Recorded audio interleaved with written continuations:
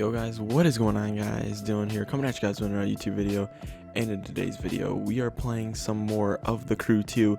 And I have decided to do a little video on what is the best money method in this game. Basically, no cheating, no hacking, no glitches. What is the best money method so you guys can buy these brand new vehicles like the GT500 and the Jesko? And that is what I'm going to be basically doing in today's video.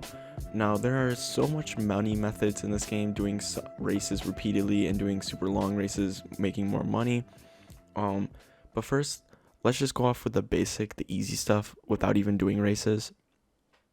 And that is in the profile. If you press pause, go to profile, pilot, go to your icon points, and put all of them on rich, which will increase bucks gained by doing races. So you get a 7% increase from a race. So you get that increase on there. And then also on your vehicles, if you go to performance, make sure you have parts with this icon with the B on it. It'll give you a percent increase as well. And if we look at this one gives you a 0.5 bonus on rich, which is low-key really good. So if you imagine, if I'm getting 0.5 on all these, if you do 1, 2, 3, 4, 5, 6, 7, if you do 7 times 0.5, you're getting a 3.5 increase, which is a lot. And I could be getting a 10.5 at max of an increase. Now, you don't need to have those to make the most money out of it. It's just recommended. But yeah, so if you go to your activities, we're going to be going under street racing. You have, okay, so some people do recommend this method. I used to do this method a lot, and it is under hypercars, and it is the New York. You make the most money out of this one. Now I would recommend doing hard mode, but doing ace, do it at your own risk, just because of the fact that it is such a long race that even though the world record is 24 minutes, which I don't know how they did that. Usually when I do the race, it usually takes me 37 to 40 minutes. And that is a super long race, and if you screw up, there is no reverse mode like there is in Forza, so you're basically screwed. They have rubber banding, but it's not as good. So I recommend doing just hard mode, just because you don't have to worry so much. And heck, gaining 35 extra, not even 35 extra credits, not even worth it for risking it. Now I do recommend going to the next step above normal.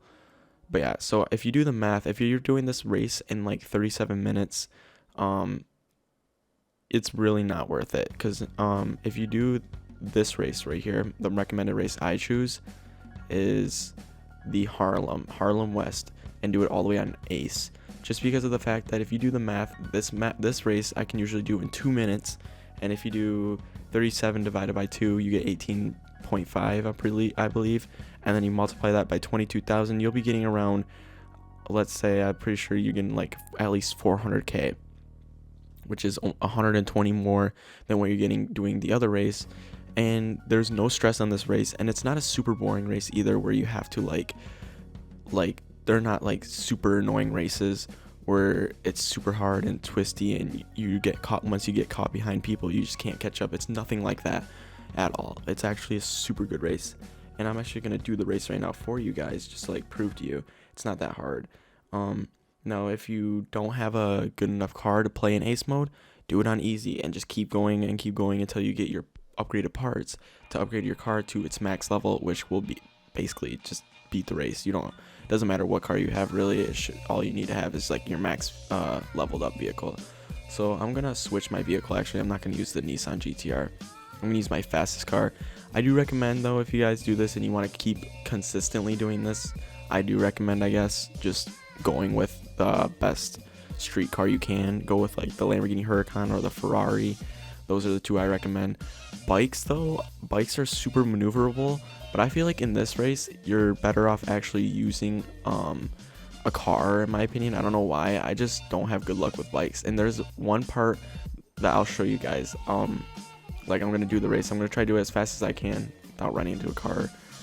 I'm gonna try to do the race as fast as I can and show you guys why you don't want to do a bike. There's one section, and it's a huge jump, and usually when I hit it, the bike nosedives, and there's no way I can bypass it. And it's basically super annoying because you just fall off the bike, and then you automatically get set back, which is super annoying.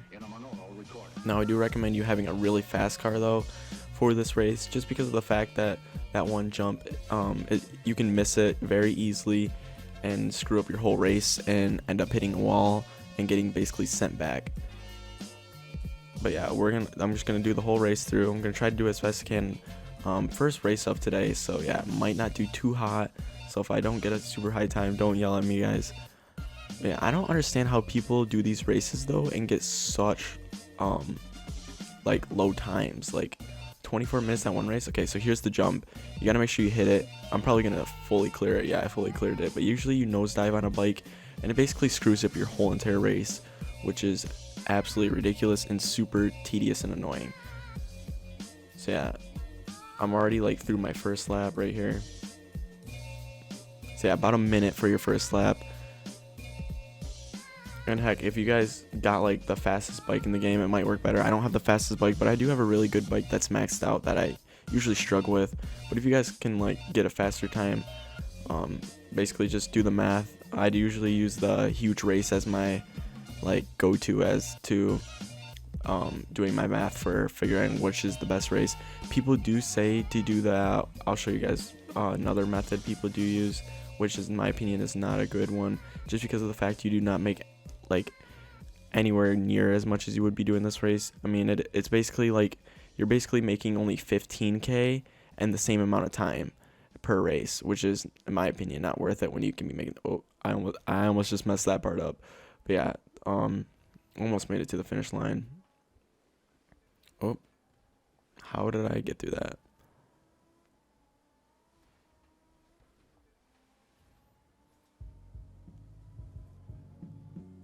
So yeah, about 2 minutes, and literally all you guys have to do once you finish the race is hold down Y and it'll restart the race, and you guys don't have to worry about losing like your people or your I got 3 gold. Whoa, that's super lucky. There's no way. I'm hoping I got gold. Okay, no, at least no gearbox. So yeah, guys, basically you won't lose any of your money you made that race, none of your followers or your parts. Your parts will get sent to your mailbox and you just have to go to them, so don't be worried about that. But let's see what parts I got. So okay, so far, all right, so nothing too good. Yeah, nothing good. But yeah, guys, there's that method which I prefer, and you just keep replaying the race over and over again. There is also a race that people have been going to a lot, which I don't understand, is the Strip South. This race, if you look, you're making 19k, which yes, in this race you are making only 3k more, or not even 2k, but in my opinion this race they're the same amount of time, and if you do the math you're making 2k more race, and in the long run you'll be better off. So yeah, guys, that's basically all I really have for you guys today. If you guys did enjoy, be sure to leave a thumbs up and subscribe. It would help out me a lot, and I'll see you guys in the next one.